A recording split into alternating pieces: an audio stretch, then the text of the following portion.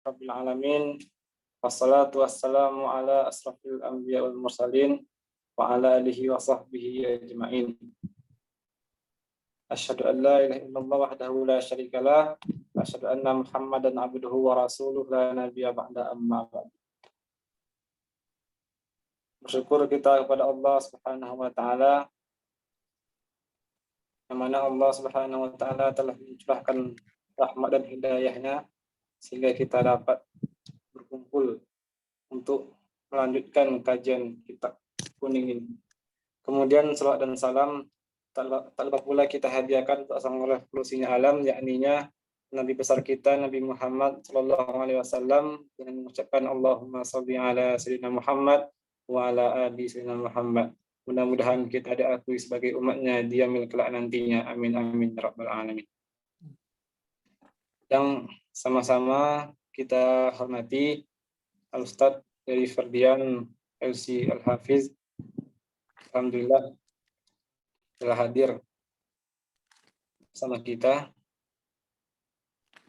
Yang sama-sama kami hormati para audien yang dirahmati oleh Allah Subhanahu wa taala. Sebelum kita mulai acara kajian kitab kuning kita pada sore yang berbahagia ini, ada baiknya kita awali dengan bacaan basmalah. Bismillahirrahmanirrahim. Baiklah, acara selanjutnya yakninya kajian kitab kuning yang akan disampaikan oleh Al-Ustadz dari Ferdian LC Al-Hafiz. Kepada Ustadz kami persilahkan. Bismillahirrahmanirrahim. Suaranya sampai? Ustadz Mausul? Sampai, Ustaz. Sampai. Bismillahirrahmanirrahim. Assalamualaikum warahmatullahi wabarakatuh. Waalaikumsalam. Alhamdulillah wa kafa wa salatu wassalamu ala nabil mustafa. Asyhadu an la ilaha illallah wa la syarika la wa asyhadu anna sayyidina Muhammadan abduhu wa rasuluh. Nabi wa rasulah. Ma ba'd. نبينا تعلم وتعليم وتذكر وتذكير ونفع وانتفاع ونفادة والاستفادة والحث على التمسك بكتاب الله وسنة رسوله صلى الله عليه وآله وصحبه وسلم ودعاء إلى الهدى ودلالة على الخير ابتغاء وجه الله ومرضاته وقربه وثوابه سبحانه وتعالى. سبحانك لا علم لنا إلا ما علمتنا إنك أنت العليم الحكيم. رب اشرح لي صدري ويسر لي أمري واحلل عقدة من لساني يفقهوا قولي.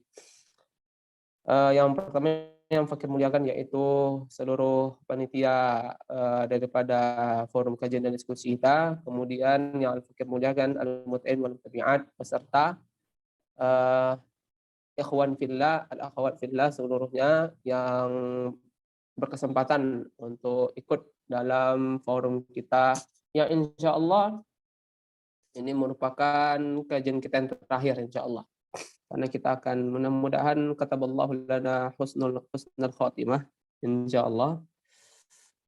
Yang pertama, perbanyak kita mengucapkan alhamdulillah rabbil alamin pada Allah Subhanahu wa taala, karena dengan rahmat Allah Subhanahu wa taala sehingga kita masih bisa berkumpul, masih kita bisa bersama-sama untuk mengkaji daripada fikih puasa, dimulai dari pertemuan pertama dahulu sekitar 3 minggu yang lalu sampai pada akhirnya insya Allah kita berada di penghujung pertemuan pada hari ini insya Allah. Kemudian salawat dan salam kita hadiahkan kepada Rasulullah sallallahu alaihi wasallam. Allahumma shalli wa sallim ala sayyidina Muhammad wa ala ali sayyidina Muhammad. Al-mutami wal tabi'atna semoga senantiasa dirahmati Allah Subhanahu wa taala. Al-Fakir mohon maaf karena keterlambatan, terlambat masuk. Karena tadi ada hal yang dikerjakan, yang dilakukan, sehingga terlambat untuk masuk dalam Zoom. Tapi mudah-mudahan itu semua tidak mengurangi semangat kita untuk belajar. Amin ya rabbal alamin. Baik, sebelum kita mulai kajian kita pada hari ini adalah pertemuan pertemuan keberapa sekarang ya Ustaz Wanto? Ya, ini pertemuan ke-8. 8 tamam. Pertemuan ke-8 ya. Pertemuan ke-8. Mari kita hadiahkan Al-Fatihah untuk Abuya besar untuk Abuya pendiri pondok, Abuya Haji Bahtiar Daud, untuk Umi kita, Umi Syamsinar, dan tentunya untuk seluruh guru-guru kita, baik yang telah mendahului kita maupun yang masih bersama dengan kita, yang telah mendahului kita, mudah-mudahan ridha Allah Subhanahu wa taala senantiasa memeluk mereka. Begitupun dengan kita dengan berkah mereka. Dan bagi guru-guru kita yang masih bersama dengan kita, untuk Abuya, untuk seluruh ustadz-ustadz dan umi-umi kita doakan mudah-mudahan Abuya, umi-umi dan ustadz-ustadz kita semuanya selalu dalam keadaan sehat walafiat, sehingga kita semuanya bisa untuk berkhidmah, mengabdikan diri yang terbaik untuk pesantren yang kita cintai. Ala hadhihi niyyah wa likulli niyatin shalihatin. Al-Fatihah.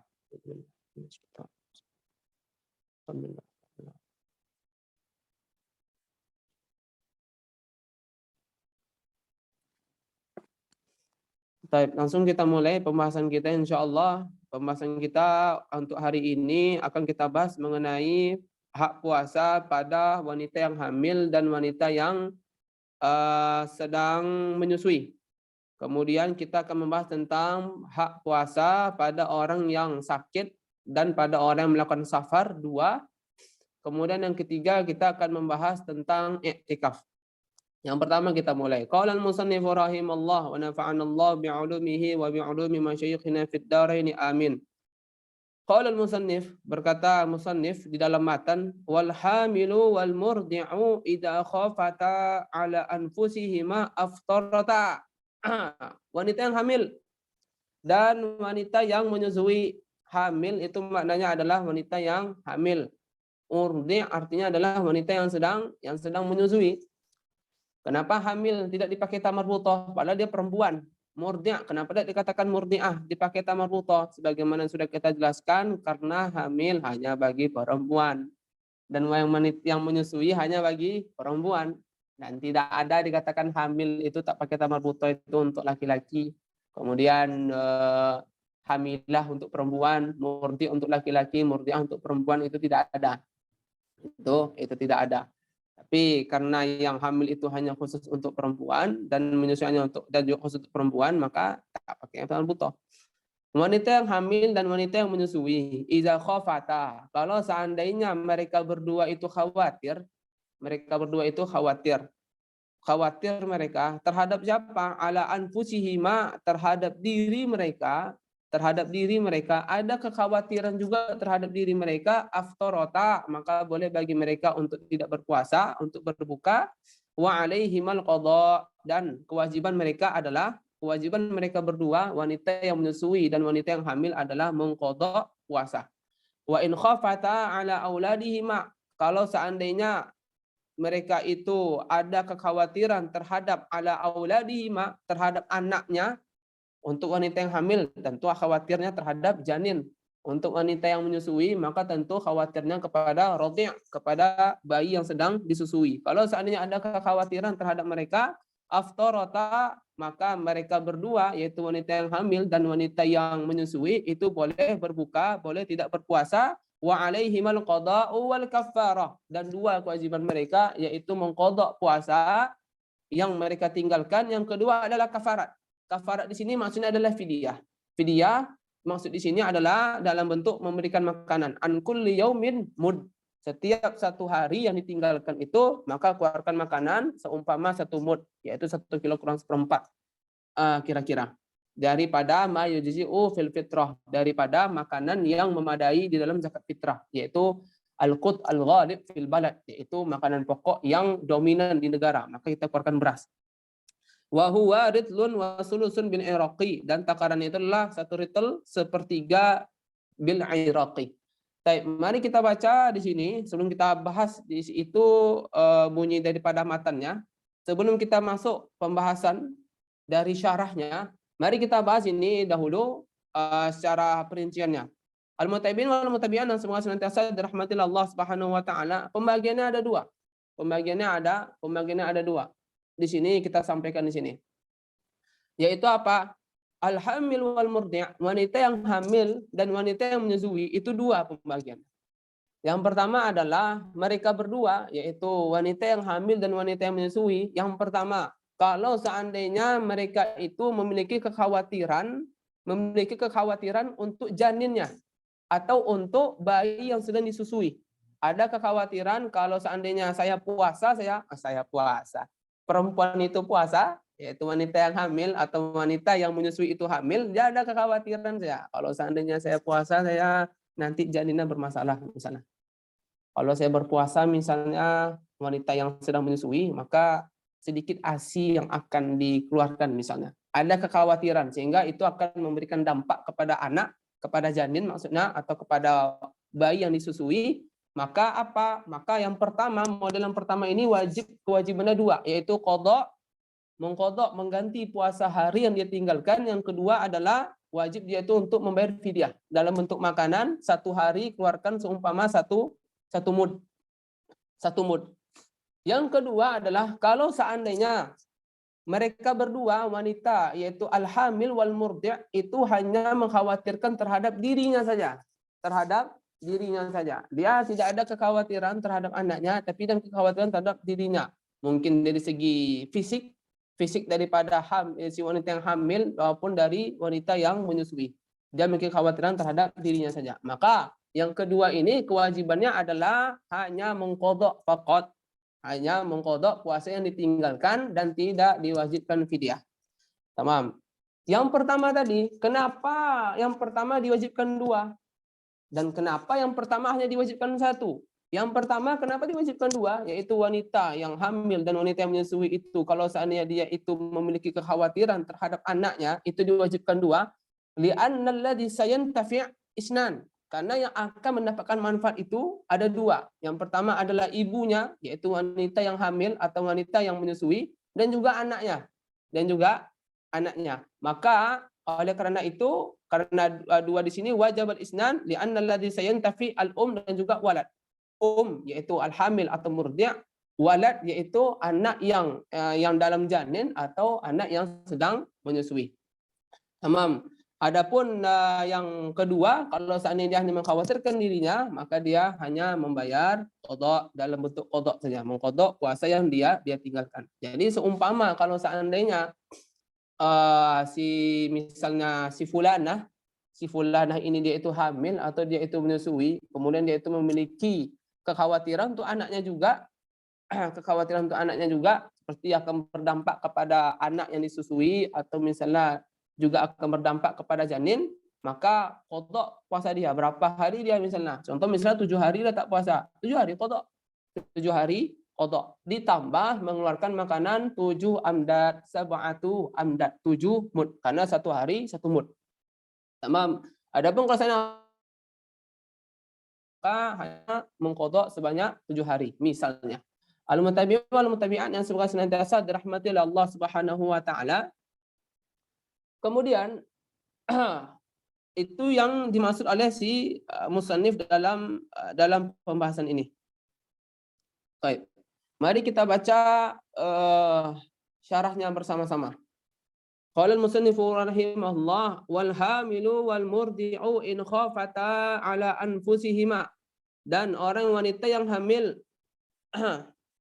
dan wanita yang menyusui in khafata ala anfusihima, kalau seandainya kedua mereka itu mereka itu khawatir terhadap diri mereka, dororon, adanya darurat, adanya sebuah kemudaratan, yalhaquhuma bisaum, yang akan terjadi karena mereka memaksakan diri untuk berpuasa, kadororil marid, seperti contoh misalnya mudaratnya itu sebab dia itu sakit misalnya, aftorota, sama seperti mudarat orang yang sakit, yaitu al-masyaqqatul lati la tuhtamal, al-masyaqqah asy-syadida ma'as shaum hatta la yastati al-baqa' ma'al marid bis-shaum. Maka apa? Aftarata, boleh bagi mereka untuk berbuka atau boleh bagi mereka untuk tidak berpuasa. Wajaba alaihimal qada'u, dan wajib bagi mereka berdua untuk mengqada puasa yang mereka tinggalkan. Wa in khafata ala auladihima, kalau seandainya mereka itu memiliki kekhawatiran terhadap anak mereka, baik khawatirnya itu bersama dengan dirinya, contohnya dia punya khawatir terhadap dirinya dan juga anaknya, atau dia memiliki khawatiran untuk anaknya saja, untuk anaknya saja. Dia tidak khawatir terhadap keadaan dia. Saya kuat misalnya. I'm strong. Untuk misalnya. Tapi saya khawatir terhadap anak saya. Tamam. Asalkan ada dia kekhawatiran untuk anaknya, maka kewajibannya adalah isqatul walad fil hamil au qillatil laban, baik kekhawatirannya itu adalah takut gugur anaknya yang dalam janin, atau takut misalnya qillatul laban, takut ASI ibunya itu sedikit. Karena sebab itu aftarata, maka maka boleh bagi mereka untuk tidak berpuasa atau untuk berbuka. Wajaba alaihimal qada'u lil iftari wal kafarah, dan wajib atas mereka berdua, wanita yang hamil dan wanita yang menyusui itu, untuk mengqadha puasa mereka tinggalkan dan juga membayar kafarat, yaitu mengeluarkan fidyah. Baik kekhawatirannya itu untuk dirinya dan juga anaknya, atau kekhawatirannya itu hanya untuk anaknya saja. Tamam. Dan kafarat di sini maksudnya adalah fidyah. Wal kafaratu aidan. Kafaratnya dalam bentuk seperti apa? Kafaratnya membayar fidyahnya. Wal kafaratu an yukhraja an kulli yaumin mud. Yaitu apa? Fidyahnya atau kafarahnya itu dalam bentuk setiap satu hari keluarkan 1 mud. Untuk 1 hari keluarkan 1 mud. Wa huwa kama sabaq, dan sebagaimana sudah dijelaskan, rital wa sulus bin iraqi ukurannya, atau yang kita katakan dengan 1 kilo dikurang 1/4 takriban. Wa yu'abbaru anhu bil Baghdadi, dan kadangkala diungkapkan dengan Baghdadi, bukan dengan satuan al-Iraqi. Tamam. Itu ini yang dibahas dalam pembahasan wanita ataupun wanita yang menyusui atau wanita yang sedang hamil. Al-mutabi'in wal mutabi'at yang semoga senantiasa dirahmati Allah Subhanahu wa taala. Kemudian dalam pembahasan ini ada hal juga yang perlu kita ketahui secara bersama, yaitu apa?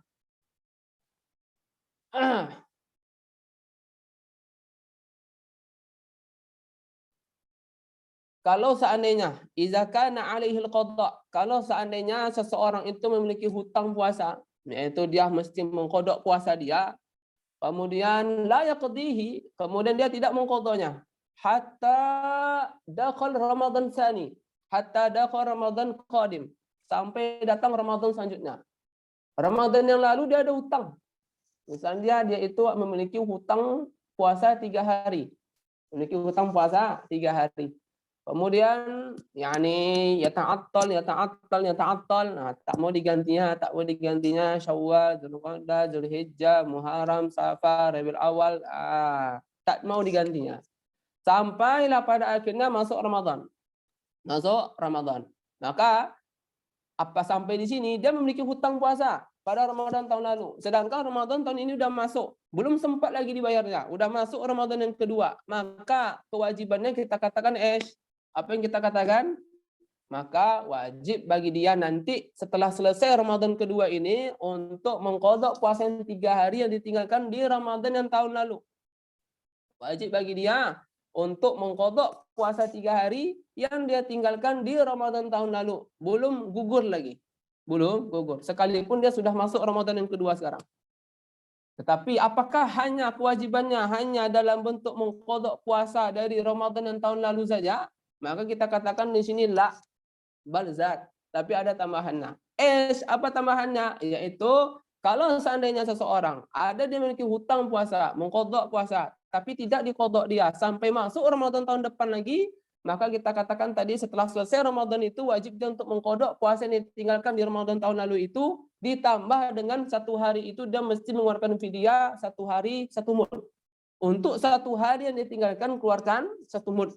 Jadi kalau seandainya dia meninggalkan 3 hari puasa, maka apa kewajiban dia? Maka dia wajib mengqadha 3 hari puasa ini, dan wajib dia untuk mengeluarkan 3 mud. Salah satu amdad. Karena li'annahu akharal qadha hatta yadkhula fi Ramadan tsani. Kenapa dia diwajibkan juga untuk mengeluarkan fidyah? Padahal dia itu hanya meninggalkan puasa. Naam, karena dia menunda-nunda untuk menggantikan puasa, sehingga dia juga wajib untuk membayarkan fidyah. Baik. Dakhal Ramadan tsani. dakhal Ramadan qadim, masuk Ramadan yang kedua, belum juga dikodok dia hutang puasa dia yang tahun lalu. Tamam. Hatta yantahi, selesailah puasa yang kedua. Tak juga digantinya. Tak juga diganti dia. Hatta yadkhul Ramadan qadim. Asalis, sampai masuk Ramadan yang ketiga. Tak juga digantinya. Puasa yang dia tinggalkan pada Ramadan yang dulu-dulu, yang 2 tahun sebelumnya. Utang puasa dia udah 2 tahun sudah. Udah masuk Ramadan yang ketiga, tak juga diganti dia.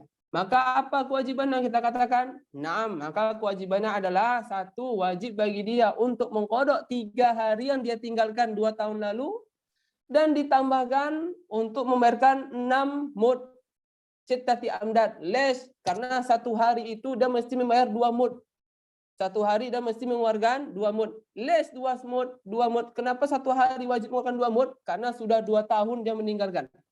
Sudah 2 tahun. Maka kalau seandainya 3 hari dia tinggalkan, maka keluarkan 3 amdad, 6 amdad. 3 kali 2 6. Baik. Masalan, wa misal, masalan yata'attal hatta yadkhul Ramadan qadim. Sampai masuk Ramadan keempat. Tak juga digantinya hutang puasa dia tinggalkan 3 tahun yang lalu. 3 tahun yang lalu. Aywa, yazid, kaman. Tamam, ma'amurur sanah, ma'amurul am. Begitu seterusnya bertambah. Begitu seterusnya bertambah. Maka kewajiban dia adalah membayar 3 hari yang dia tinggalkan puasa 3 tahun yang lalu. Maka kemudian dia mesti mengeluarkan 9 amdad, atau amdad les, karena 1 hari mesti mengganti dengan 3 mud. Tamam, les li'annahu akhara al-qada. Karena itu sudah menunda-nunda mengqada. Jadi mari kita ingat-ingat hutang puasa kita dan kita bayarkanlah. Tamam, dalam hal ini. Kemudian al-mutabi'in wal mutabi'at yang semoga senantiasa dirahmati Allah Subhanahu wa taala, maka dari sini makanya kita katakan asbabul fidyah salasah. Makanya kita katakan bahwasanya sebab fidyah itu ada 3. Sebab fidyah ada 3. Esawi, apa yang pertama? Yaitu fawatus saum. Yaitu seseorang itu dia ketinggalan puasa. Dia meninggalkan puasa. Apa itu contohnya? Seperti tiga keadaan yang kita jelaskan kemarin. Yaitu orang yang meninggalkannya karena sebab uzur, kemudian dia tamakkan minal qada, atau dia itu meninggalkannya li ghairi uzrin, baik dia itu yatamakkan minal qada atau dia itu la yatamakkan minal qada. 3 keadaan ini itu contohnya salah satu yang menyebabkan adanya pembayaran fidyah. Kemudian yang kedua, sebab yang kedua kenapa ada fidyah, contohnya fadilatul waqt, yaitu karena dia itu kehilangan waktu fadilah. Kehilangan waktu fadilah. Contoh misalnya dalam kasus ini adalah wanita yang hamil atau wanita yang menyusui. Tamam. Kenapa mereka itu juga mengeluarkan fidyah? Di samping mereka itu juga untuk mengqadha puasa mereka, kenapa mereka juga memberikan fidyah? Karena mereka fadilatul waqt, karena mereka juga kehilangan tidak mendapatkan keutamaan daripada waktu, karena mereka menggantinya di waktu yang lain, sehingga mereka tidak bisa berpuasa pada bulan Ramadan. Yang ketiga, apa penyebab dikeluarkannya fidyah? Yang ketiga itu adalah idza akhara qada'a Ramadan. Kalau seandainya dia itu mengakhirkan qada Ramadan. Idza akhara qada'a Ramadana. Kalau seandainya dia itu menunda-nunda mengqada puasa Ramadan sampai masuk Ramadan berikutnya. Inilah 3 sebab di antara yang menyebabkan seseorang itu mengeluarkan fidyah.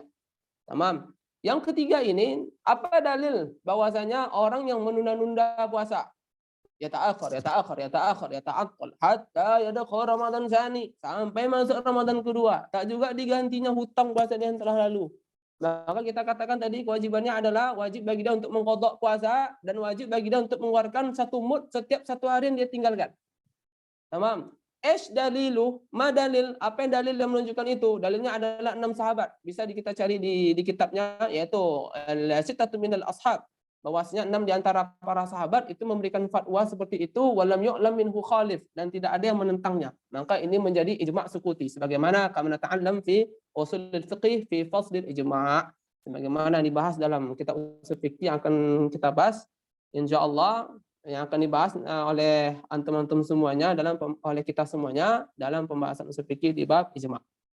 Baik. Al-mutabi'in wal mutabi'at yang semoga senantiasa dirahmati oleh Allah Subhanahu wa taala. itu sudah selesai kita pembahasan tentang wanita yang hamil dan wanita yang menyusui. Bagaimana mereka mengganti puasa mereka. Sekarang pembahasan selanjutnya yang kedua adalah kita membahas mengenai puasa orang yang sakit atau orang yang melakukan perjalanan.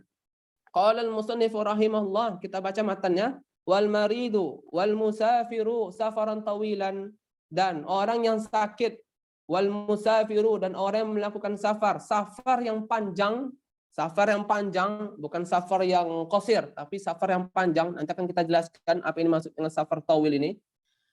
Maka apa kebolehan bagi mereka? Yuftirani, boleh bagi mereka untuk tidak berpuasa, boleh bagi mereka untuk berbuka, wa yaqdiyani, dan mereka itu kewajiban mereka yaitu mengqadha puasa yang mereka tinggalkan. Tamam. Al-mutabi wal mutabiat, dan semoga senantiasa dirahmati oleh Allah Subhanahu wa taala. Al-marid, orang yang sakit. Orang yang sakit seperti apa yang boleh meninggalkan puasa? Al-marid alladhi yajuzu lahul iftar. Orang yang sakit yang diperbolehkan bagi dia untuk tidak berpuasa adalah al-marad, yakni idza kana yashukku masyaqqatan syadidatan la tuhtamal, yaitu penyakit yang sangat masyaqqah sekali, sangat betul-betul sangat tak sanggup dia untuk berpuasa, ma'a baqa'i maradihi, dengan penyakit dia itu dia tidak memiliki kemampuan untuk berpuasa. Tamam, yakni yashukku masyaqqatan syadidah, betul-betul sulit bagi dia untuk menjalani ibadah puasa kalau dengan adanya penyakit dia itu. Masyaqqah la tuhtamal. Maka marid yang memenuhi kriteria ini boleh bagi dia untuk tidak berpuasa, boleh bagi dia untuk berbuka, atau boleh bagi dia untuk tidak berpuasa. Tamam. Adapun musafir, yang kedua adalah musafir. Musafir di sini adalah musafir tawil, musafir yang panjang. Musafir yang panjang, sebagaimana yang kita bahas dalam sholat qasar, bahwasanya seseorang itu dibolehkan untuk sholat qasar kalau seandainya safarannya itu adalah safar tawil, dan safarnya itu tentu adalah safar yang mubah. Safar tawil yaitu safar yang mencapai yaumain, atau safar yang mencapai marhalatain. Apa itu marhalatain? Orang dulu kan belum ada mobil kan, belum ada mobil. Lamborghini belum ada lagi, pesawat belum ada. Sekarang udah ada Lamborghini, belum ada mobil. Honda belum ada. Jadi dulu apa? Dulu orang pulang kampung dengan onta. Di onta. Maka terhitung satu marhala, mereka berangkat pagi, kemudian mereka istirahat sore. Malamnya mereka istirahat. Jadi orang-orang dahulu melakukan perjalanan pagi berangkat sampai sore. Sorenya istirahat. Maka perjalanan mereka dari pagi sampai sore itu terhitung marhalatun wahidah. Marhalah wahidah. Kemudian besok disambungnya lagi perjalanan dia. Pagi dia berangkat, sore besoknya dia istirahat. Maka perjalanan dia dari pagi sampai sore dari yang kedua itu adalah marhalah saniyah. Artinya dia sudah melakukan perjalanan marhalatain. Nah, jarak tempuh itu membolehkan dia untuk mengqasar salat. Ada juga orang dahulu supaya dia cepat sampai ya, maka dia melakukan perjalanan dari pagi sampai sore, itu satu marhalah. Kemudian malam harinya, sorenya itu disambungnya perjalanan dia sampai malam. Tujuannya adalah supaya dia cepat sampai. Maka perjalanan dia pagi sore, kemudian sore malam, itu sudah terhitung dua marhalah.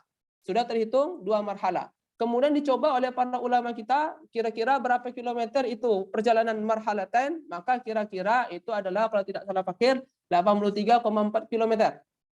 89,4 kilometer atau salah 80 kilometer, yakni al-fakir.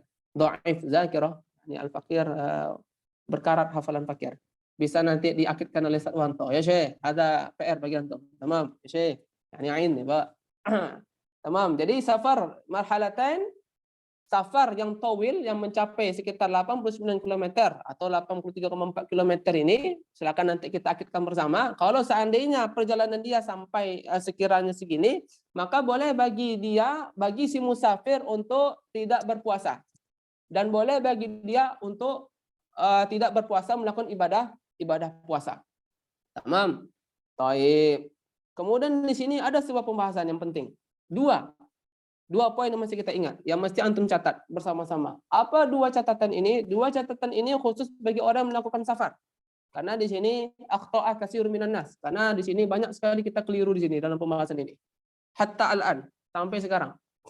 Esawi ma'awal, apa yang pertama? Yaitu kita katakan tadi bahwasanya orang yang sakit disyaratkan dia itu boleh dia untuk tidak berpuasa kalau seandainya puasa itu akan memberikan mudarat kepada dia. Tamam? Atau akan membuat dia itu masyaqqah, terjadinya masyaqqah pada diri dia yang membuat dia itu sulit untuk menjalani ibadah puasa. Itu yang kita katakan pada orang yang sakit. Baik. Sekarang bagi orang yang musafir. Kita katakan bahwasanya musafir sekarang udah aman. Tamam? Tidak ada berbeda sama orang yang sakit. Orang yang sakit mungkin orang yang tidak melakukan puasa, mungkin boleh dia untuk tidak berpuasa karena keadaan dia tidak sanggup, karena dia sakit. Nampak keadaan dia itu memang sakit, tak sanggup untuk berpuasa. Tapi bagi orang yang safar misalnya, zaman sekarang misalnya, saya mau pergi misalnya ke Jakarta, saya mau pergi ke Batam, mau berangkat ke Jogja misalnya, naik pesawat yakni mabsutin, AC, makanan masya Allah, pizza, wa kullu maqsud, kullu haga mawjuda fil ta'ir, sah wala la ya Syekh. Tamam, semua hal ada. Tamam. Bahkan bisa tidur di pesawat. Kereta api, kullu haga mawjud. Tamam. Dengan segala kemewahan dalam perjalanan kita sekarang dengan teknologi sekarang lah, zaman sekarang ya. Yang mana perjalanan kita sudah terasa tidak seperti perjalanan jauh lagi. Apakah itu membolehkan kita untuk tidak berpuasa? Panjang komanya. Apakah boleh seseorang untuk tidak berpuasa? Tamam. Maka kita katakan, na'am, ya juzulahul iftar. Boleh bagi dia untuk tidak berpuasa. Lesh. Yani kullu haga mawjuda, kullu haga yani mabsutin, halahum mabsutin, ma fis darar ya Maulana. Baik. Kenapa dia boleh untuk tidak berpuasa? Padahal perjalanan dia aman. Tamam, ada AC apa tidak ada sekarang, beda zaman dahulu. Zaman dahulu itu sangat ada tantangan dalam perjalanan karena alat transportasi tidak seperti kita sekarang yang Masya Allah sangat memudahkan kita. Tetap, lesh. Kenapa dalam permasalahan safar sekalipun seseorang itu tidak ada doror dalam safar mereka, boleh bagi mereka untuk tidak berpuasa, li'anna safara mazinnatul masyaqqah. Dalam kaidah dikatakan bahwasanya li'anna safara mazinnatul masyaqqah, walaupun masyaqqah itu ghairu mutahaqqiq, sekalipun doror itu tidak pasti terjadi pada safar, tapi dalam safar itu terdapat dugaan ada potensi doror. Yani mazinnahnya itu kuat bahwasanya safar itu bisa terjadi masyaqqah. Maka walaupun dia masyaqqahnya itu ghair mutahaqqiq, tapi bahwasanya dorornya itu mazinnatul masyaqqah, maka boleh bagi orang yang melakukan safar untuk tidak berpuasa. Itu catatan yang pertama. Jadi doror itu hanya disyaratkan bagi orang yang sakit. Doror, syarat adanya mudarat sehingga boleh bagi dia untuk tidak berpuasa, itu disyaratkan hanya bagi orang yang sakit. Adapun bagi orang yang melakukan safar, maka tidak disyaratkan adanya mudarat.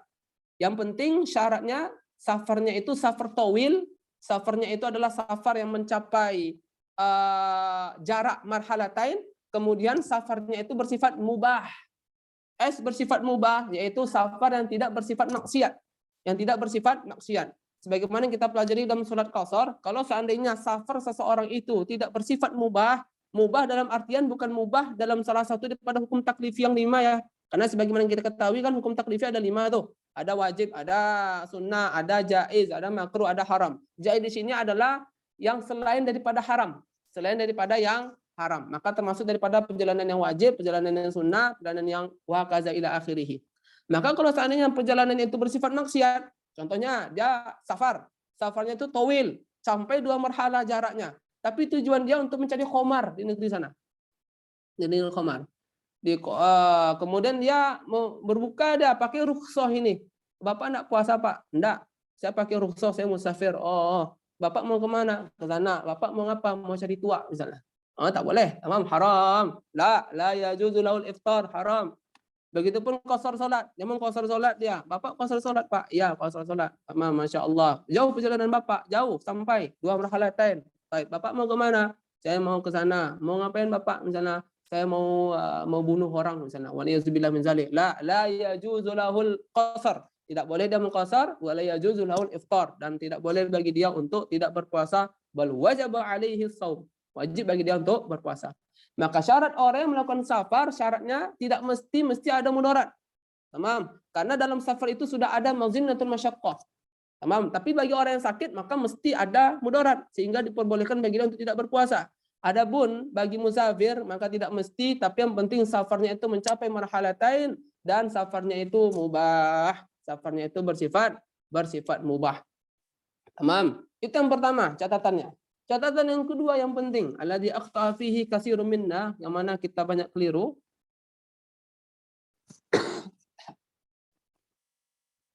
Mohon ini diperhatikan. Sawi apa itu? Musafir. Orang yang melakukan safar boleh bagi dia untuk tidak berpuasa kalau sampai syarat-syarat tadi, kalau safarnya itu sampai 2 marhalatain atau safarnya bersifat mubah, boleh bagi dia untuk tidak berpuasa kalau ini betada'a safaruhu, kalau ini betada'a saumahu fis safar. Kalau seandainya dia itu berangkatnya sebelum fajar. Kalau seandainya dia itu berangkatnya sebelum fajar.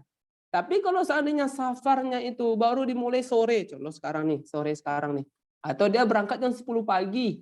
Atau dia berangkat, pokoknya dia berangkat setelah fajar. La yajuzu lahul iftar. Maka tidak boleh bagi dia untuk berbuka, tak boleh bagi dia untuk tidak puasa. Wajib alaihi shaum. Wajib bagi dia untuk berpuasa. Jadi musafir boleh bagi dia untuk tidak berpuasa dengan syarat yang tadi kalau safarnya itu 2 marhalah dan kalau safarnya itu bersifat mubah. Yang terakhir boleh bagi orang yang safar untuk tidak berpuasa kalau seandainya dia itu berangkatnya sebelum fajar.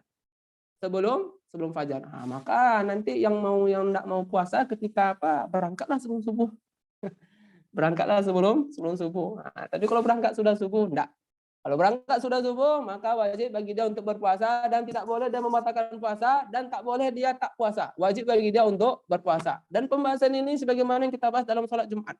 Dalam salat Jumat, apa hukumnya seseorang yang tidak salat Jumat ketika dalam keadaan safar. Maka pembahasannya kurang lebih juga seperti ini. Tapi juga ada perincian yang lainnya dalam pembahasan salat Jumat. Nah, itu 2 poin yang mesti kita ingat mengenai pada hak orang yang safar, bagaimana haknya, kewajiban dia terhadap puasa ini. Taib al-muta'im wal tabi'atna semua senantiasa dirahmati Allah Subhanahu wa taala. Mari bersama-sama di sini kita baca syarahnya. Qala al-musannifu wal maridu wal musafiru safaran tawilan mubahan, orang yang sakit dan orang yang melakukan safar yang panjang, yaitu ketentuannya seperti yang Fakir sebutkan, mubahan, dan safarnya itu bersifat mubah, tidak ada mengandung maksiat. Intadarrara bisaum, kalau seandainya mereka berdua mendapatkan mudarat karena sebab puasa, yuftirani, maka mereka berbuka.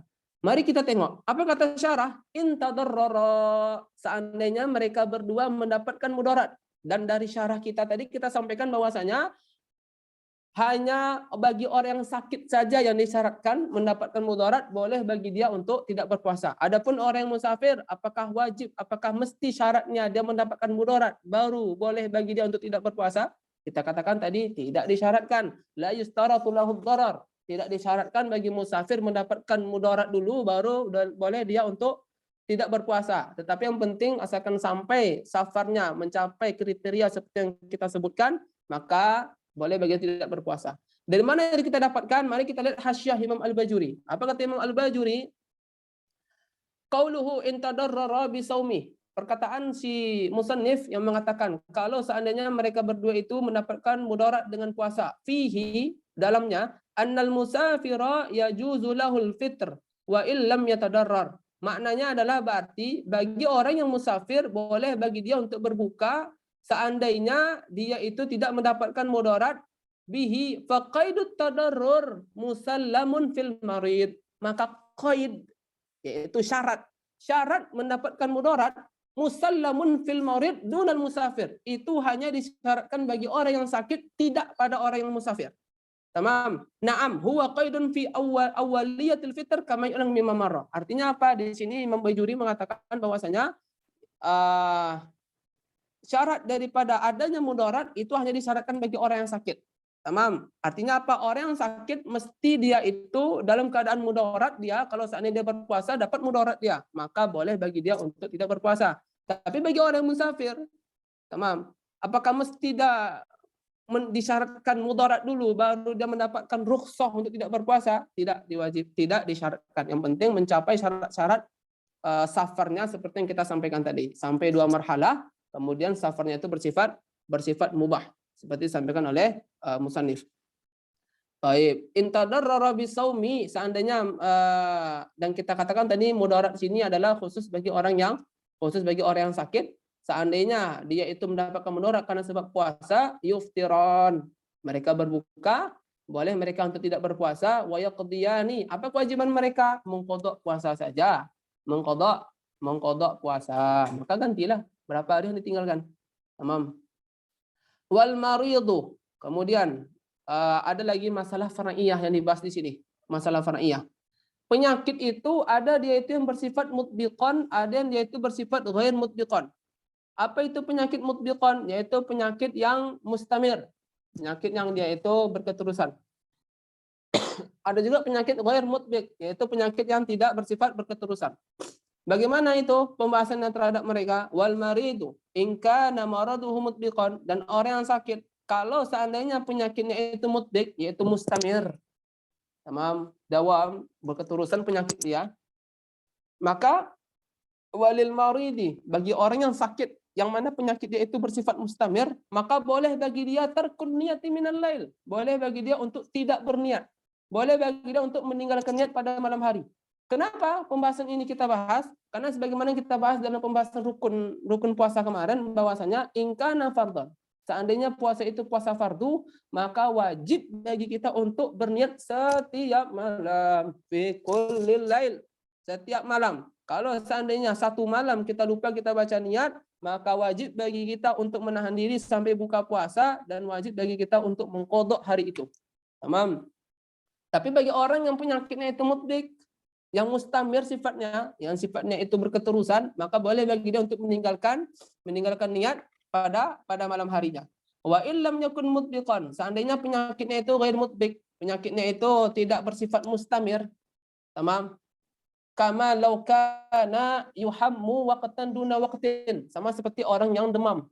Kama kana yuham, dia itu demam dia, waqtan duna waqtin, kadang dia demam 4 jam, kemudian reda pula demam dia, dah tu 2 jam kemudian bangkit lagi, dah tu demam lagi 1 jam panas, dah tu turun lagi, tamam, waqtan duna waqtin. Wa kana waqtu syuru'i fi shaumi mahmuman, kemudian kalau seandainya pada waktu dia memulai puasa, orang yang penyakitnya ini ghair mutbiq, orang yang kedua nih ya, yang kedua, orang yang penyakitnya itu ghair mutbiq, tidak mustamir, tidak berketerusan, seperti orang yang demam tadi, kadang-kadang timbul, kadang hilang. Kalau seandainya ketika dia mulai puasa dalam keadaan demam, dalam keadaan demam misalnya, maka falahu tarkun niyati, maka boleh bagi dia untuk tidak berniat. Boleh bagi dia untuk meninggalkan niat. Wa illa, tapi kalau tidak apa maksudnya? Yaitu ketika dia mulai puasa dalam keadaan sehat dia. Dalam keadaan sehat, demamnya itu sedang mereda sehingga sanggup bagi dia untuk berpuasa. Wa illa, kalau seandainya ketika waktu dia mulai puasa, dia itu dalam keadaan sakit dia, maka apa? Wa illa fa alaihi niyatul lailan. Maka wajib bagi dia itu ketika dia mulai akan berpuasa itu wajib dia pasang niat. Wajib dia pasang niat pada malam harinya. Tamam. Fa in adatil humma, kalau seandainya balik demamnya lagi, ketika dia akan mulai puasanya tadi tidak ada demam dia, reda demam dia, udah pasang dia niat. Di pertengahan puasa, balik dia demamnya lagi, naik lagi, panas dia. Maka bagaimana? Wahtaja lil fitri. Kalau seandainya balik demam dia dan butuh dia itu untuk berbuka karena keadaan dia aftara, maka boleh bagi dia untuk berbuka, boleh bagi dia untuk membatalkan puasa. Kenapa dia boleh membatalkan puasa? Sebagaimana kita katakan tadi, marid, orang yang sakit, kalau dia mendapatkan mudarat karena sebab puasanya, kalau seandainya yasyukku alaihi masyaqqatan syadidatan la tuhtamal, maka boleh bagi dia untuk berbuka. Tamam. Nah, itu pembahasan. Sudah selesai kita pembahasan pada puasa bagi orang yang sakit dan bagi orang yang melakukan safar. Apa kata musannif? Wasakatal musannifu an shaumi tatawwu'. Dan musannif dalam pembahasan ini tidak membahas tentang puasa-puasa sunnah. Tentang puasa sunnah. Wa huwa mazkurun fil mutawalat, dan puasa-puasa ini sunnahkan itu disebutkan di kitab-kitab yang besar-besar. Di kitab mutawalat, yang kitab-kitab yang panjang-panjang, yang panjang pembahasannya. Di situ siapa yang ingin mengetahui tentang puasa-puasa apa saja yang disunnahkan, maka silahkan lihat di kitab-kitab yang lebih tebal di sana. Wa minhu saumu Arafah wa Asyura wa Tasu'a wa ayyamul bidhi wa sittatun min Syawal. Di antaranya ada puasa Arafah, ada puasa Asyura 10 Muharram, ada puasa Tasu'a, puasa 9, wa ayyamul bid, ada puasa 11, 12, 13, 13, 14, 15, wa sittatun min Syawal. Kemudian puasa 6 hari di bulan Syawal. Tadi sebelumnya musannif membahas tentang al-ayyamul lati yahrumu fiha shaum. Kita sudah membahas ada 5 hari yang diharamkan berpuasa. Ada 5 hari yang diharamkan berpuasa, yaitu 2 hari raya, 3 harinya itu 3 hari tasyrik. Jadi 5 hari yang diharamkan berpuasa. Sekarang si syarah itu menyebutkan hari-hari yang disunahkan berpuasa. Setelah musannif Imam Abi Suja membahas tentang hari-hari yang diharamkan berpuasa, tapi Imam Abi Suja tidak menyebutkan hari-hari yang disunahkan untuk berpuasa. Maka Syarih Imam Al-Qasim Al-Ghazi itu beliau menyebutkan hari-hari yang disunahkan untuk berpuasa. Dan ulama mereka membagi puasa ini disunahkan itu menjadi 3 pembagiannya. Ada yang disunahkan yaitu fi kulli usbu', ada yang disunahkan fi kulli syahr, ada yang disunahkan fi kulli am. Adapun puasa yang disunahkan setiap minggu seperti Senin Kamis. Adapun puasa yang disunahkan setiap bulan seperti puasa hari putih. Puasa-puasa hari-hari putih, ayyamul bid. Tamam. Atau contoh yang ketiga adalah pembagian yang ketiga adalah puasa yataqarrar fi kulli am, puasa yang diulang setiap tahun seperti puasa Tasu'a, puasa Asyura, puasa Arafah, tamam, puasa Sittah min Syawal. Maka ulama kita membagi puasa sunnah menjadi 3. Ada yang diulang setiap tahun, ada yang diulang setiap bulan, dan ada yang diulang setiap minggu. Baik. Itu pembahasan kita di sini. Kalau tidak tahu apakah ini ada di kitab-kitab tuan-tuan sekalian, tetapi kalau di matan si fakir ada sedikit pembahasan di sini.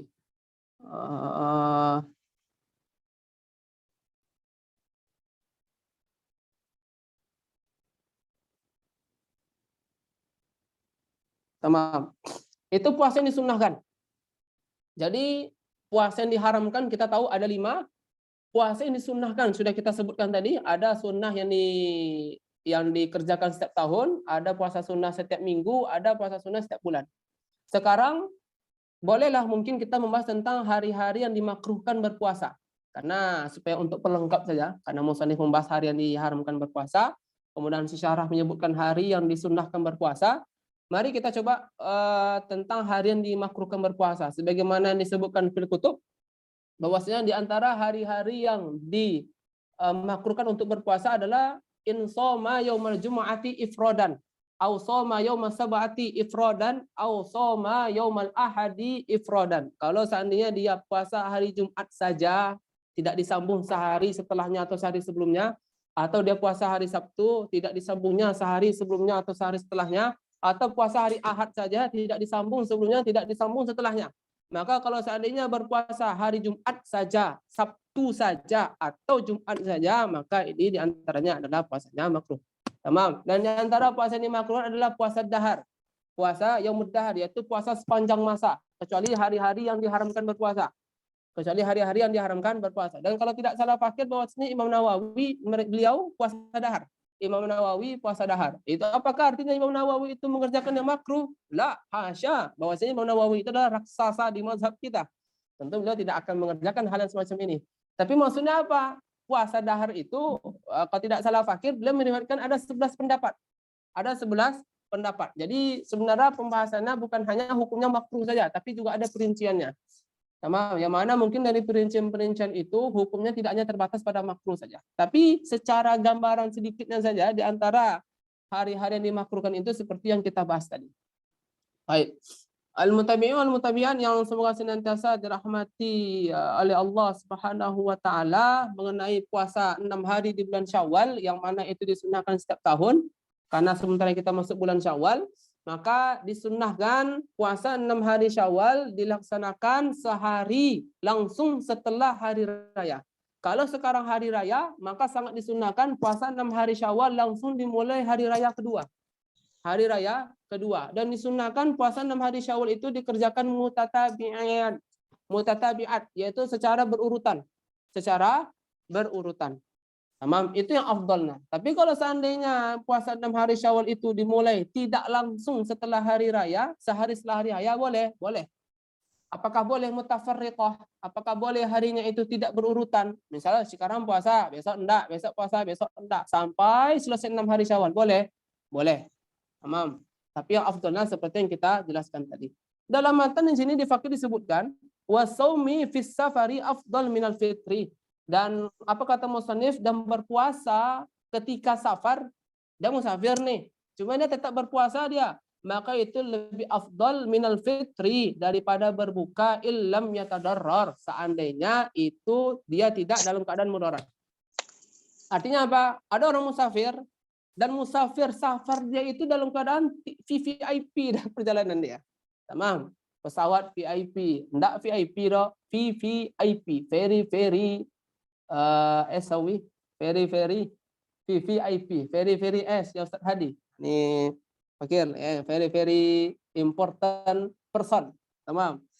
Contoh misalnya orang melakukan safar, tamam, tapi tidak ada mudarat dia, maka dia berpuasa dalam keadaan dia musafir lebih afdal daripada dia itu berbuka atau dia itu tidak berpuasa. Tamam. Kenapa? Karena orang yang melakukan safar kan boleh bagi dia tidak berpuasa. Tamam. Boleh bagi dia untuk tidak berpuasa sekalipun tidak ada mudarat pada perjalanan dia. Tapi kalau saya tidak ada mudarat pada perjalanan dia dan dia itu memilih untuk tetap berpuasa, maka 2 jempol. Afdal daripada orang yang tidak berpuasa. Baik, habis pembahasan kita insyaallah pada bab puasa. Alhamdulillah. Yang terakhir kita bahas bab i'tikaf. Qala al-musannif rahimahullah taala wa nafa'ana Allah bi'alamin fid dharain amin. Apa kata musannif? Faslun fil i'tikaf. Ini pembahasan tentang i'tikaf. Dan disebutkan oleh Imam Al-Bajuri di sini bahwasanya sebenarnya lebih afdal, bahwasanya Imam Abi Suja itu tidak mengatakan faslun, tapi lebih utama Imam Abi Suja mengatakannya kitabun. Sudah masuk pembahasan kitab yang baru. Tapi tapi karena kenapa i'tikaf ini tetap dimasukkan pada kitab puasa di bawah di bawah pembahasan puasa, karena mungkin i'tikaf tidak bisa dipisahkan daripada puasa. Terlebih di bulan Ramadan, karena sangat dianjurkan bagi kita untuk melaksanakan i'tikaf. Nah, al-mutabi'in wal mutabi'an yang semoga senantiasa dirahmati oleh Allah Subhanahu wa taala, mumpung sekarang kita berada di 10 hari terakhir Ramadan. Insyaallah malam ini malam ke berapa sekarang? Malam ke berapa Ustaz Fadli? Ustaz Fatur Fadli. Malam ke 24. Malam ke 24 so kan? 25 Ustaz. 25. Sah. So, aywa. Insyaallah malam ini malam ke 25. Malam ke-25, maka 10 hari malam terakhir sebagaimana telah didapatkan dalam riwayat bahwasanya Rasulullah sallallahu alaihi wasallam beliau melakukan i'tikaf. Bahkan Rasulullah sallallahu alaihi wasallam pernah melakukan i'tikaf 20 hari. Artinya Rasulullah bukan hanya i'tikaf di 10 hari terakhir, tapi Rasulullah rupanya sudah ambil start di 10 hari pertengahan. Sudah itu. Tujuannya apa? Untuk mencari malam qadar. Sedikit saja kita membahas tentang malam qadar di sini. Kita ambil sekitar beberapa menit saja. Malam qadar tentu ini yang paling kita harapkan di bulan Ramadan. Wa insyaallah ya Rabb kataballahu lana lailatul qadar. Semoga Allah mencatat kita sebagai orang-orang yang mendapatkan malam qadar. Amin ya rabbal alamin. Malam qadar yaitu malam yang lebih baik daripada 1000 bulan. Kalau seandainya kita beribadah pada malam hari itu ketemu kita, maka amalan yang kita kerjakan pada malam itu lebih baik daripada amalan yang kita lakukan selama 83 tahun. Kalau seandainya kita ketemu malam qadar, kemudian kita membaca Al-Quran, maka kita membaca Quran itu lebih afdal daripada membaca Quran selama 83 tahun. Kalau seandainya kita bersalawat kepada Rasulullah SAW pada malam itu, ketemu kita, maka itu lebih baik daripada salawat selama 83 tahun. Maka yang bagi alal insan, seyogyanya bagi insan untuk kita mencari malam qadar. Seyogyanya mencari malam qadar. Baik. Malam qadar itu bisa terjadi di setiap hari Ramadan. tidak mesti di 10 hari terakhir Ramadan, bisa jadi di malam pertama itulah malam qadar. Tamam, bisa jadi malam kelima. Yang penting masuk dalam malam hari-hari Ramadan. Tetapi jumhur ulama mengatakan bahwasanya Lailatul Qadar terjadi pada 10 hari terakhir Ramadan. Jumhur ulama. Dari pendapat jumhur yang mengatakan bahwasanya yang paling diharapkan terjadi malam Qadar ada 10 hari terakhir Ramadan. Yang paling diharapkan di antara 10 hari adalah Lailatul Autar, yaitu malam ganjil. 21, 23, 25, 27, 29. Itu malam yang paling diharapkan terjadinya malam qadar. Poin selanjutnya, kalau seandainya dalam kitab Fiqhutubil Ulama, dalam kitab para ulama kita, qalu mereka menyebutkan, kalau seandainya malam witir bertepatan dengan malam Jumat atau hari Jumat, maka nisbah persentase paling diharapkan malam qadarnya itu 99%. Wa hadza yani syai' ajib jiddan. تمام لأن الفقير يعني أنا أسمع من واحد محاضرة من محاضرات الشيخ يسري جبر يا شيخ وانطة.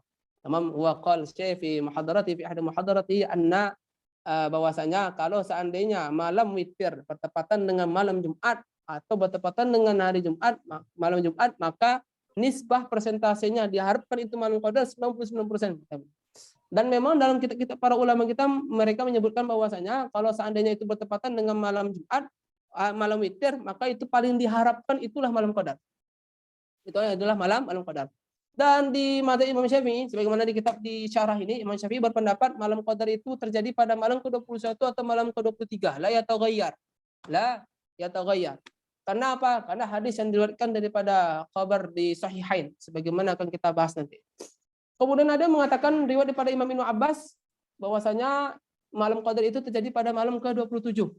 Pada malam ke-27. Artinya al-mutabi wal mutabi'an semoga senantiasa dirahmati oleh Allah. Kenapa riwayatnya itu bermacam-macam? Ada yang mengatakan 21, ada yang mengatakan 23, itulah 27. Itu berdasarkan riyadhah mereka.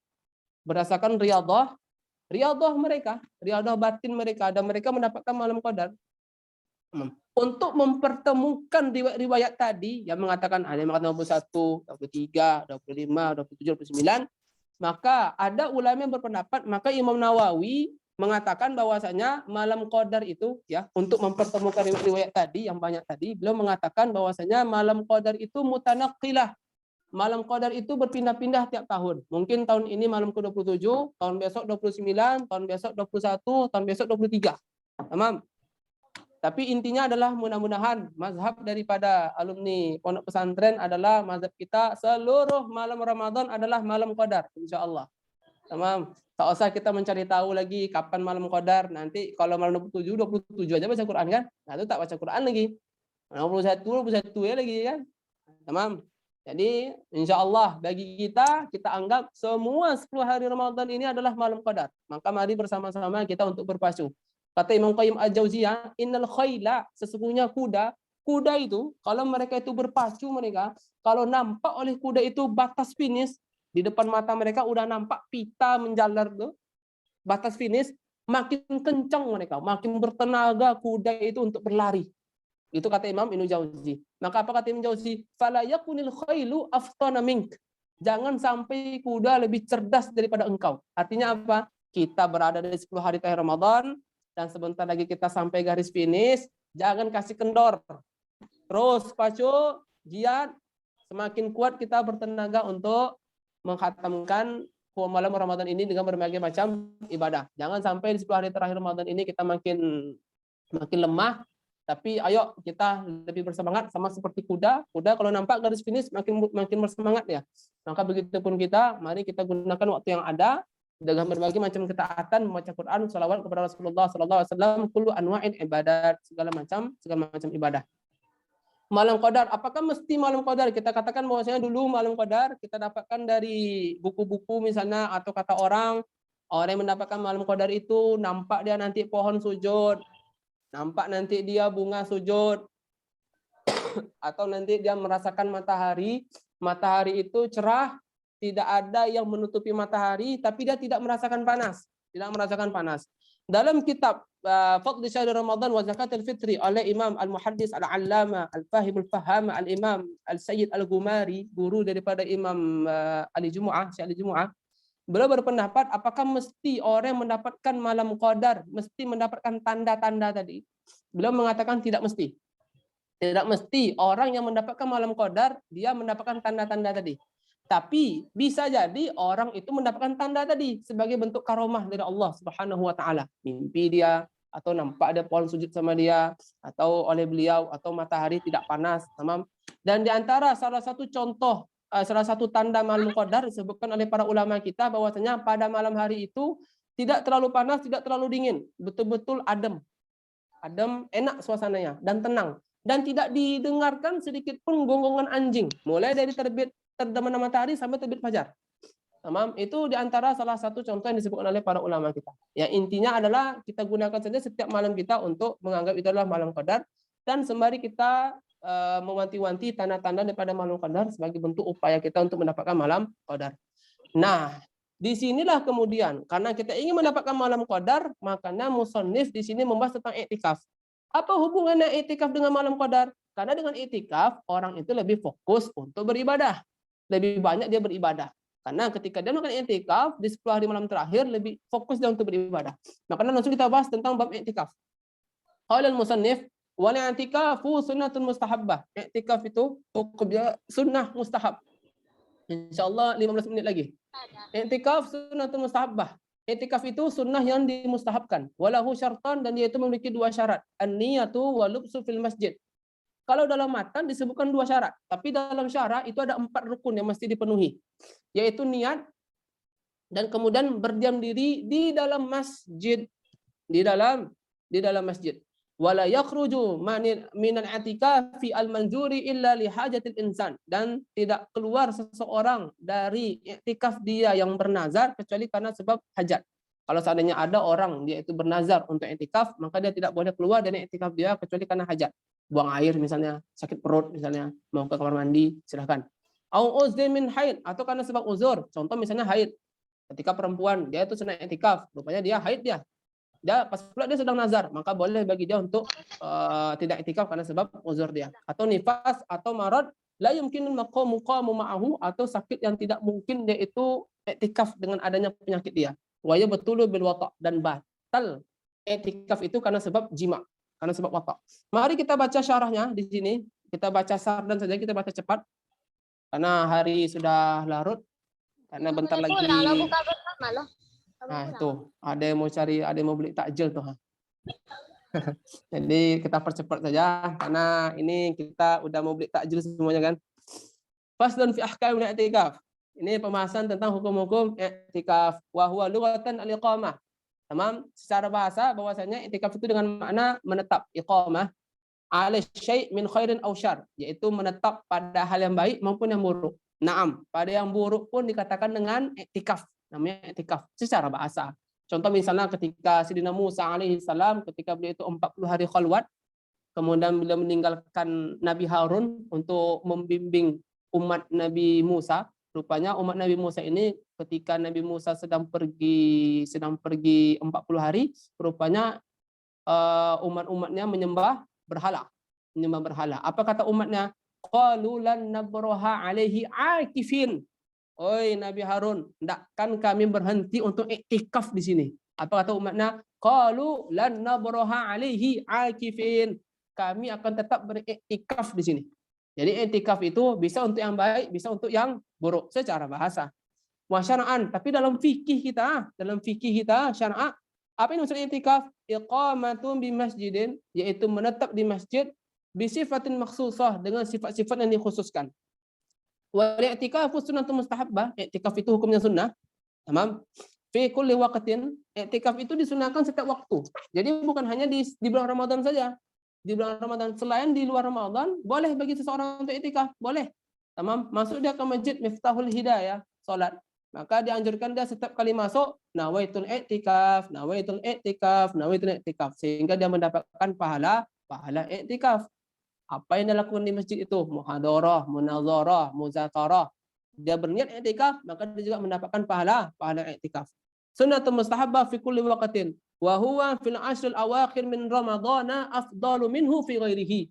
Dan bahwasanya i'tikaf pada 10 hari terakhir Ramadan itu lebih afdal daripada 10 hari terakhir Ramadan. Maksudnya 10 hari terakhir Ramadan itu sangat ditekankan untuk kita beriktikaf. Kenapa kita ditekan iktikaf? Supaya fokus beribadah. Kenapa kita mesti fokus beribadah? Supaya dapat malam qadar. Li ajli talabi lailatul qadar, supaya mendapatkan malam qadar. Wa hiya 'inda Syafi'i, dan malam qadar menurut Imam Syafi'i radhiyallahu anhu munhasiratun fil ashr awakhir fi min Ramadan. Menurut Imam Syafi'i, malam qadar itu terjadi pada 10 hari terakhir Ramadan. Pada 10 hari terakhir Ramadan. Ada ulama yang berpendapat bahwasanya malam qadar itu bisa terjadi tidak di luar 10 hari. Bisa jadi terjadi di malam pertama, di 10 hari pertama atau 10 hari pertengahan. Tapi menurut Imam Syafi'i, malam qadar itu munhasiratun, terbatas terjadi pada 10 hari terakhir Ramadan.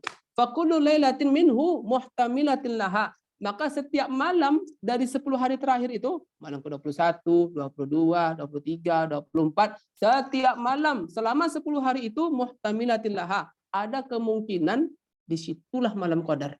Lakin layalil witri arjaha. Tapi malam witir itu lebih, itu yang paling diharapkan di situ malam qadar. Malam ke-21, 23, 25, 27, 29. Tamam. Yang paling terbatas pada 10 hari, dan di antara 10 hari itu malam witir yang paling diharapkan, maksudnya itu adalah malam qadar. Wa arja layalil witir, dan di antara malam witir yang diharapkan malam qadar, maka malam ke-21, malam ke-23 paling diharapkan itulah malam qadar. Lailatul hadi aw salis wal 20. Yang paling diharapkan adalah malam ke-21, malam ke-23. Tamam. Malam ke-23 kapan? Kemarin. Malam ke-21 kapan? Malam Jumat kemarin. Hari Jumat kemarin. Pas tuh bertepatan dengan hari Jumat atau dengan malam Jumat. Tamam. Wa nasallallahu tabaraka wa taala mendapatkan malam qadar. Amin ya rabbal alamin. Tamam. Tapi masih ada kemungkinan bahwasanya itu kan berdasarkan riyadhah mereka, dan sebagaimana kata Imam Nawawi, malam qadar itu berpindah-pindah. Intinya adalah kita anggap semua Ramadan ini adalah semuanya malam qadar. Bahkan ada riwayat Imam Ibn Abbas mengatakan malam qadar itu jatuhnya pada malam ke-27.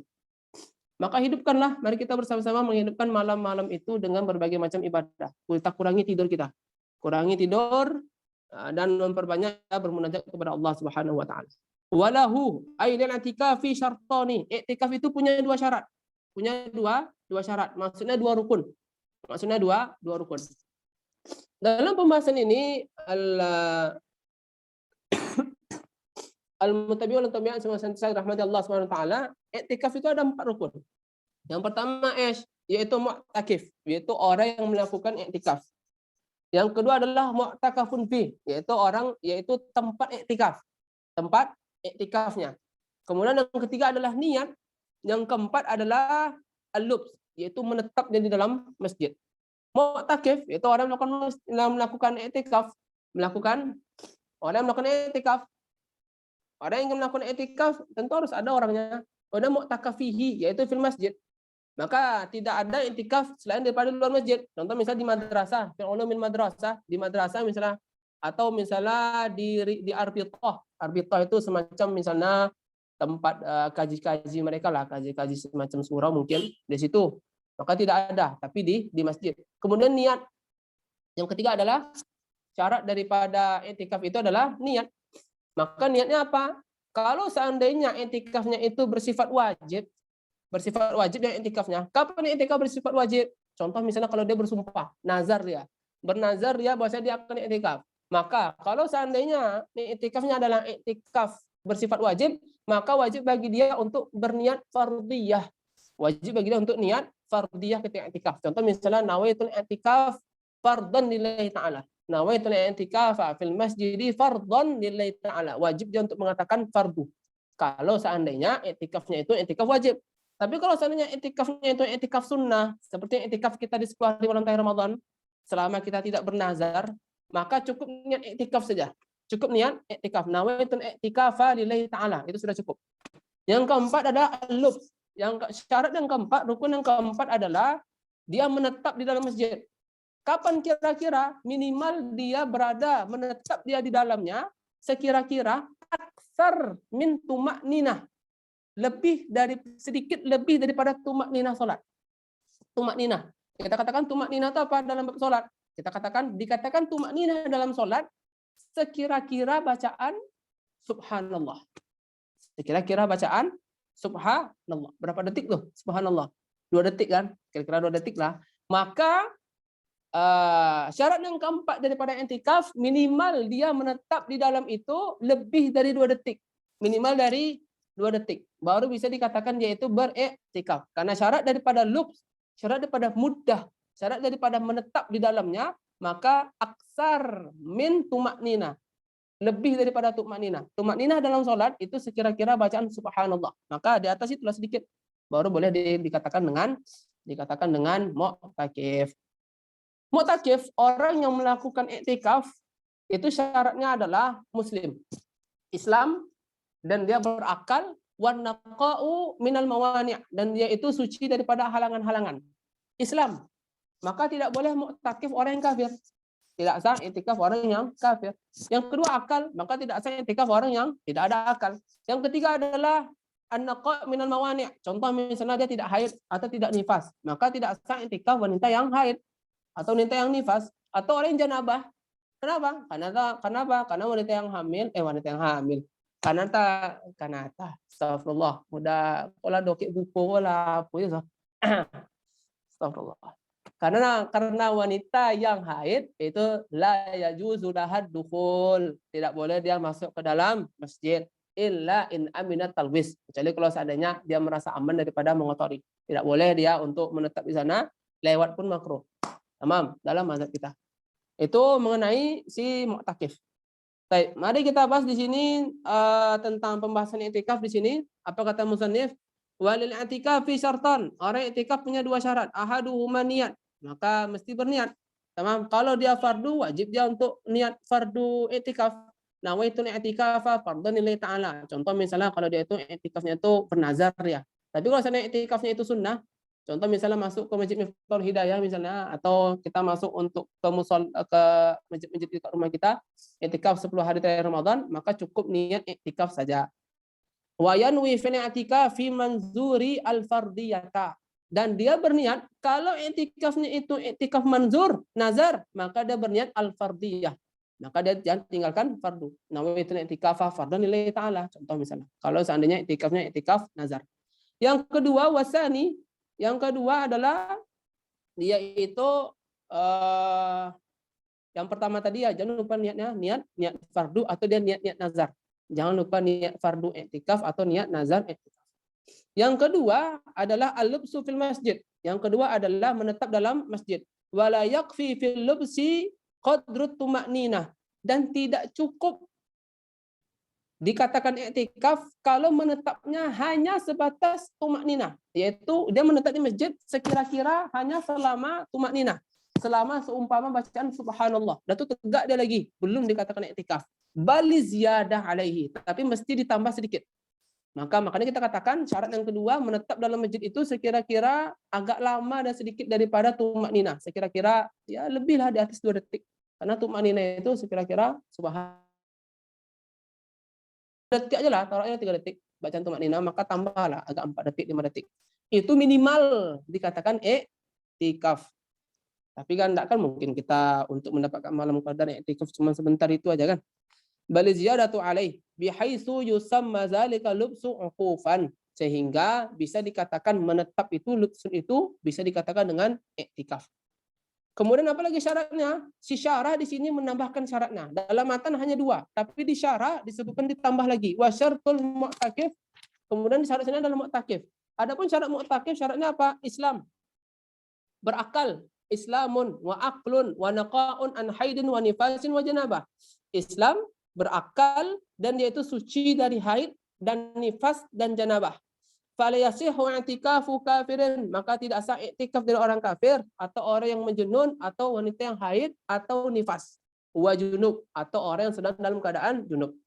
Wala wirtaddal mu'takifu, seandainya murtad orang yang i'tikaf. Contoh misalnya ada orang yang beriktikaf, rupanya orang yang beriktikaf ini murtad dia, au sakara, atau mabuk dia, batala i'tikafuhu, maka batal i'tikafnya. Wala yakhrujul mu'takifu minal i'tikafil manzuri illa lihajatil insan. Al-mutabi'un tabi'an semoga senantiasa dirahmati oleh Allah Subhanahu wa taala. Kita sekarang membahas tentang i'tikaf yang wajib. Kalau seandainya seseorang itu dia bernazar untuk beriktikaf. Seandainya dia bernazar untuk iktikaf. Bernazar ya Ustadz Wanto dia bernazar bahwasanya saya akan iktikaf di Masjid Azhar misalnya. Di Masjid Azhar. Maka apa? Wala yakhrujul mu'takifu minal i'tikafil manzur. Ustadz Wanto tidak boleh dia keluar dari i'tikaf yang dia nazarkan illa li hajatil insan, kecuali karena hajat insan. Contoh misalnya sakit perut, BAK atau BAB. Contoh misalnya min baulin au ghaid, buang air kecil atau buang air besar. Wa ma ma'nahuma, atau yang semisal dengan makna keduanya. Contoh misalnya ghusl janabah, misalnya mandi wajib dia. Tamam, mandi junub. Misalnya dia istirahat dalam masjid, kemudian istirahat dalam masjid ihtilam dia pas dia bangun-bangun. Maka kemudian dia keluar dia karena ada sebab hajat. Au uzrin, atau karena sebab uzur. Misalnya ada di sini misalnya esawi perempuan ya, dia itu esawi, kemudian dia itu iktikaf nazar. Iktikaf nazar ya, ketika dia sedang iktikaf tuh haid dia, keluar darahnya. Maka bagaimana? Boleh bagi dia untuk keluar dari iktikaf dia. Iktikaf nazar dia boleh dia keluar. Karena sebab apa? Karena sebab uzur. Min haidin au nifas. Karena sebab haid atau karena sebab nifas. Fatakhrujul mar'atu minal masjidi li ajlihima. Maka boleh bagi perempuan yang sedang iktikaf bernazar tadi, boleh bagi dia untuk keluar dari iktikaf dia karena sebab dua tadi. Karena sebab haid atau karena sebab nifas. Atau karena sebab uzur, atau karena uzur yang lain. Seperti contoh misalnya min maradin la yumkinul muqamu ma'ahu. Seperti contoh misalnya dia mengidap penyakit yang tidak mungkin bagi dia lagi untuk iktikaf lagi. Ketika dia sedang iktikaf itu terjadi pada dia sebuah penyakit atau kambuh penyakit dia, terjadi penyakit atau kambuh penyakit yang mana tak bisa dia menetap dengan adanya penyakit dia itu. Maka boleh bagi dia keluar dari iktikaf nazar dia. Fil masjid bi an kana yahtaju li firashin au khadimin au tabibin. Apa kriteria seseorang mendapatkan penyakit sehingga dia itu boleh dia keluar dari i'tikaf nazar dia? Maka beliau menyebutkan di sini seperti dia keluar dan dia butuh untuk istirahat. Tamam, butuh dia khadim, dia butuh segera untuk pelayanan, dan dia butuh tabib untuk penyakit dia. Nah, kalau sudah sampai di batas ini, tamam, sekira-kira sampai ke sana, maka boleh bagi dia untuk keluar daripada i'tikaf nazar dia. Au yakhafu talwisal masjid, atau takut dia dengan penyakit dia itu akan mengotori masjid. Tamam? Seperti contoh misalnya ishal wa isdaril baul. Karena itu tadi keluar kotoran-kotoran dia sehingga dia takut dia itu akan menyebabkan mengotorkan masjid. Maka boleh bagi dia keluar karena sebab hajat tadi. Boleh bagi dia keluar daripada i'tikaf nazar dia. Tamam? Wa kharaja biqaulil musannifi la yumkinu ila akhirih al maradul khafif. Ketika musannif mengatakan bahwasanya boleh bagi orang yang sakit yang tidak memungkinkan dengan penyakit dia itu untuk bertahan i'tikaf, boleh bagi dia untuk keluar dari i'tikaf nazariyah. Maka ketika musannif mengatakan penyakit yang membuat seseorang itu boleh keluar dari i'tikaf nazariyah adalah penyakit yang tidak mungkin dengan adanya penyakit dia itu untuk diteruskan i'tikaf nazariyah. Maka orang yang penyakitnya itu ringan, penyakitnya ringan, kahumma khafifa, seperti demam angin kuku.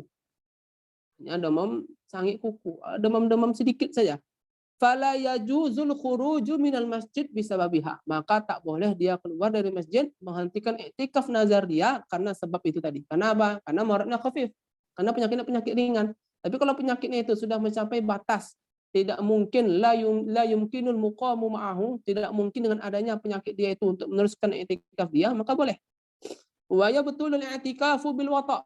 Kemudian pembahasan selanjutnya al-mutabi'in wa tabi'an yang semoga dirahmati Allah Subhanahu wa taala, kapan dikatakan i'tikaf itu sudah batal? Sudah batal. Di antaranya beliau mengatakan wa yabtulul i'tikafu bil wata'.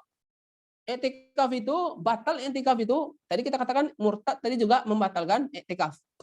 Murtad juga membatalkan i'tikaf. Sekarang beliau juga mengatakan wa yabtul i'tikafu bil wata' mukhtaran aliman bit tahrim. Batal i'tikaf seseorang kalau dia melakukan wata', kalau dia melakukan jima. Contoh misalnya dia pulang dia karena ada hajat. Maka tadi kan boleh bagi dia untuk keluar tadi kan karena dia ada hajat. Rupanya ketika di rumah melakukan jima dia, maka batal. Sudah batal iktikaf dia karena dia melakukan wato itu. Dalam keadaan mukhtar, dalam keadaan alim bitahrim. Seperti yang sudah kita bahas dalam pembahasan yang membatalkan puasa. Dalam keadaan mukhtar dia dan dia itu tahu bahwasanya itu haram. Bahwasanya itu haram. Tapi kalau seandainya dia itu la ya'lamu, tidak tahu dia bahwasanya itu membatalkan i'tikaf, maka tak batal i'tikaf dia. Jahil, tapi jahil yang bisa ditoleransi. Kita katakan jahil ada dua, ada jahil yang ma'zur, ada jahil ghair ma'zur. Ada jahil yang diberikan toleransi atau jahil yang tidak diberikan toleransi. Jahil yang diberikan toleransi dua kriterianya, in kana qariba ahdi min Islam, baru masuk Islam, atau nasya'a ba'idan anil ulama, atau dia hidup di sebuah tempat yang jauh dari ulama. Tamam. Maka wato jima itu bisa membatalkan i'tikaf kecuali orang yang jahil ma'zur, tamam, atau orang yang ghair mukhtar. Baik, wa amma mubasyaratul mu'takif bi syahwah. Adapun mubasyarah yang dilakukan oleh orang yang i'tikaf bi syahwat, pada betulul i'tikafu in anzal, maka batal i'tikaf dia kalau inzal. Inzal itu apa? Kharajal mani. Kalau keluar mani dia, maka batal i'tikaf dia. Contoh misalnya, kalau seandainya si mu'takif, orang yang melakukan i'tikaf, melakukan mubasyarah itu apa? Terjadi kontak fisik. Terjadi kontak fisik yang dilakukan. Baik ada hail maupun ghair hail. Baik karena ada sentuhan langsung maupun tidak sentuhan langsung. Kalau seandainya dia wa amal mubasyarah, kalau seandainya mubasyarah yang dilakukan ya, kontak yang akan mubasyarah itu artinya berarti langsung tuh. Berarti langsung kulit dengan kulit. Kalau seandainya mubasyarah dilakukan oleh mu'takif, kemudian mubasyarah itu dilakukan oleh si mu'takif dalam keadaan bersyahwat dia, kalau seandainya keluar mani dia, batal i'tikaf dia. Batal i'tikaf. Dan pembahasannya itu sama seperti pembahasan yang membatalkan puasa karena sebab inzal, seperti yang Fakir jelaskan kemarin. Karena kemarin kan 4 itu pembahasannya. Pembahasan keluarnya mani itu ada 4. Ada yang keluar maninya itu karena sebab istimna, ada yang keluar mani karena sebab kublah, ciuman atau belayan, ada dia itu keluar mani karena sebab dia itu berpikir, menghayal atau karena dia melihat, ada mani itu keluar karena sebab ihtilam.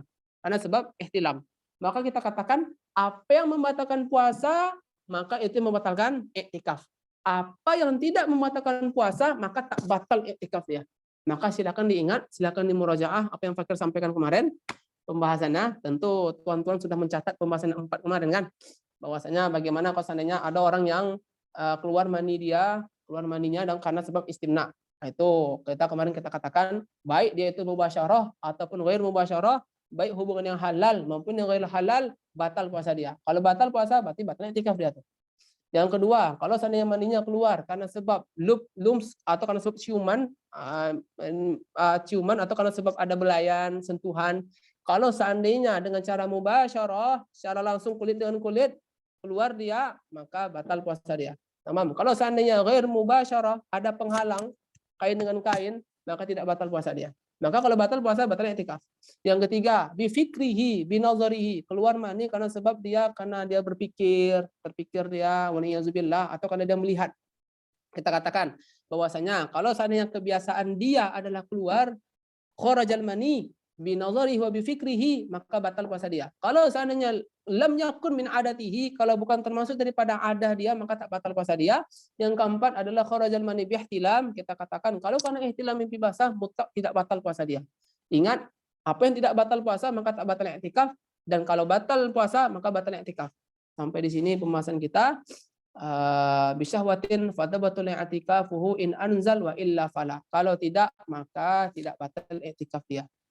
Alhamdulillahirrabbilalamin, kita sudah menyelesaikan pembahasan kita sampai bab i'tikaf dalam 8 pertemuan, dan dengan demikian kita sudah menyelesaikan tentang fikih puasa, kitab shaum wa fasl i'tikaf dari kitab Fathul Qarib Al-Mujib, wa nas'alullah tabaraka wa ta'ala miskal khitam wa husnul khatimah. Kita minta kepada Allah Subhanahu wa taala semoga kajian kita ditutup dengan husnul khatimah dan semoga ini bermanfaat bagi kita semuanya. Kemudian mari kita hadiahkan Al-Fatihah untuk musannif kitab. untuk Imam Abi Suja dan Imam Qasim Al-Ghazi, begitupun kepada seluruh ulama-ulama kita. Begitupun mari kita hadiahkan. Semoga ini dicatat sebagai amal ibadah di sisi Allah Subhanahu wa taala sebagai bentuk upaya kita untuk menghidupkan malam Ramadan, dan kita hadiahkan pahala seumpama pahala daripada apa yang kita kerjakan sebagai hadiah bagi Rasulullah sallallahu alaihi wasallam, dan untuk guru-guru kita, untuk Abu Ya Bahtiar Daud almarhum, dan untuk almarhumah Umi Syamsina, dan untuk ustaz kita Ustaz Safrizal. Begitupun kepada ustaz-ustaz kita, dan khusus juga kepada Abu Ya. Semoga Allah berikan kesehatan dan selalu bersama dengan kita, kepada guru-guru kita. Dan kita minta kepada Allah Subhanahu wa taala, nasallallahu tabaraka wa taala al-iqbal wal qabul. Kita minta kepada Allah al-iqbal wal qabul, semoga Allah memberikan kita taufik untuk selalu meningkatkan ketakwaan, dan semoga Allah menerima segala macam bentuk kebaikan kita. Ala hadhihi niyah wa li kulli niyatin shalihatin. Al-Fatihah. Auzubillahi minasyaitonir rajim. Alhamdulillah rabbil alamin. Iya, karena Baik, sekian dari Fakir. Terima kasih atas perhatian semuanya, dan terima kasih Al-Fakir kepada seluruh panitia yang sudah mentajak kajian ini. Semoga manfaat. Selama 8 pertemuan ini tentu ada kata-kata yang tidak mungkin yang tidak berkenan di hati antum semuanya, maka Al-Fakir mohon dimaafkan dan mohon ridhonya. Dan melalui forum ini, melalui kajian ini, melalui online ini, Al-Fakir mohon maaf lahir dan batin kepada semuanya. Baik yang dekat maupun yang jauh, mohon maaf lahir dan batin, dan semoga kita semuanya sehat walafiat. Semoga kita dipertemukan dalam pertemuan berikutnya. Semoga silaturahim ini tetap berjalan sampai seterusnya, dan kami sangat mendukung acara-acara kegiatan ini. Mari kita tingkatkan diskusi kita dengan cara yang baik, dengan penuh adab, dan semoga ini manfaat bagi kita semuanya. Kesempurnaan dari Allah Subhanahu wa taala, dan segala macam kekurangan adalah milik Fakir pribadi. Terima kasih, dan Al-Fakir berikan kepada moderator. Assalamualaikum warahmatullahi wabarakatuh. Waalaikumsalam warahmatullahi wabarakatuh.